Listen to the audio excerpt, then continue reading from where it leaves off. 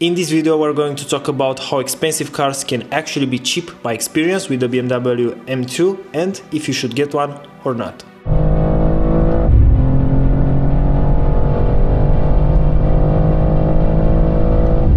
First things first, you need to buy the car. So maybe you will enter on a website with a lot of different cars listed, and you will find, for example, a BMW M2 from 30k up to, I don't know, I'm sure you can find one for 100k, for example, if you want to buy a new and full option. So the first thing that you need is money to buy the actual car. If you don't have the money, basically you can't buy it, you can make a lease or something like this. But let's say you have the money, you buy the car. Okay, what do? You go in the counter, you see the car, and then buy it and enjoy it. This first step, it's the most important step that you can do when buying a car. And why is that? Because in my opinion, if you buy a less expensive car, for example, you buy the cheapest BMW M2 on mobile.de, there are higher chances for you to have bigger problems with the car. Of course, probably it has the biggest mileage, it wasn't that well maintained, and I'm sure it's a reason why it's the cheapest car out there.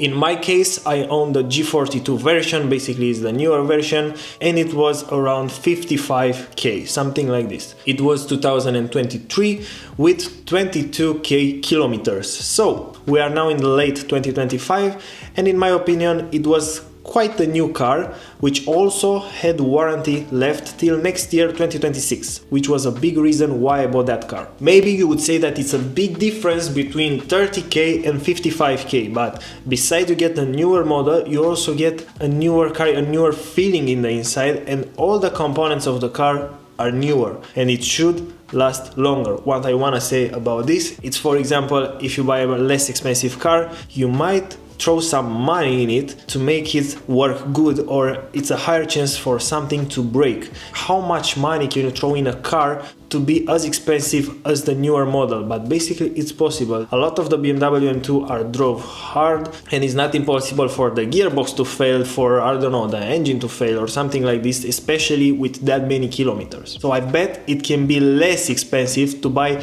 a more expensive car in the beginning, but you don't have to throw money in it like crazy. I know some people prefer the old model, that's perfectly fine, and I totally get it. I also like older cars, but I prefer that peace of mind. For me, it's a very important thing, because if I don't have that peace of mind when I'm driving the car, I'm a lot more stressed out. For me, turning the car on every single day and not worrying about check engine or something like this, it's a huge factor in buying a car. Now moving forward, let's go for a drive.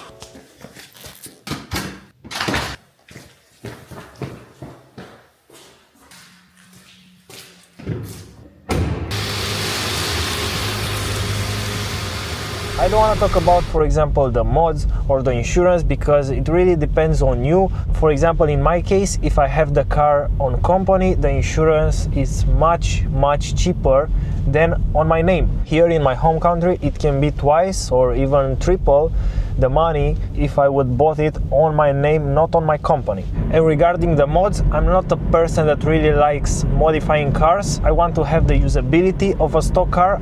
The only thing that I like about modifying cars, it's the exhaust, because it gives you that sporty feeling. Otherwise, you can spend a lot of money in modifying your car, and after, when you want to sell it, there are not that many people that would pay for your mods. And even more than that, there are not that many people that have the same taste as you in modifying the car. So be very careful with that. I think you can lose a lot of money modifying your car, especially if you do it the extreme way. Something very important, in my opinion, is not buying the first car that you see online. This is the main reason why I had three kinda expensive cars. I own the BMW M850i, an M240i, and the BMW M2. And the only car that lost me money was the BMW M850. And I think it's that because it was the oldest car and with the biggest engine. And there are not that many people interested in a car like this. But with the M240 and M2, they were really great deals. So what I want to say with this is that if you wait and don't buy the first car that you see online, you have better chance of not losing money. Wait a bit, search your local car market, see if you can find another car cheaper in another country. For example, in my case, I buy the car from Germany, and sometimes they are cheaper than in my home country. And there are people that are willing to pay some extra money just because you got the car from Germany. They don't want to go through the hassle of importing a car, even though it's not that hard, but not many people want to do it. So if you are willing to spend a little more time in importing your car, I think you can save a lot of money or even be in a slight profit, which was my case, and I'm really happy and glad that this happened. I bought a car that was very enjoyable to drive, and I also made some profit on the BMW M2 and the M240i. Good, so this car behind me, it's a normal car, and I usually drive it not that fast, which means it's cheaper to run. I don't want to say that you should buy a sports car and drive it slow. The thing is that if you don't drive it like a complete idiot, you're going to experience a much less expensive version of that car. For example, not doing burnouts all the day. Of course you can do this if you want, but keep in mind that you will cost a lot more. And if you drive a sports car, not that extreme, you will be surprised how much cheaper it's to run. Again, don't get me wrong, I'm a car enthusiast, I love driving cars fast, but I don't want to destroy them when driving it fast. This is the difference that I want to underline with you guys. Respect your car, and your car will respect your pocket, I promise. As you can see, this is my car now. It's a normal Kia, it's basically a completely normal car. And if you want to see why I don't have my BMW M2 anymore, I will put a link in the description with a video where I explained exactly why I sold that car. So as a conclusion, how expensive my BMW M2 really was? And the answer is, it was almost free.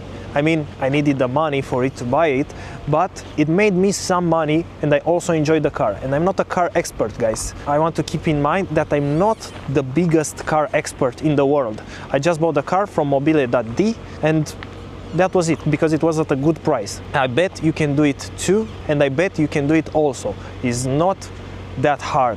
If you know what to buy, you need to make your research. If you are passionate about cars, do your research, and I'm sure you won't lose money, or at least that much money, with a car.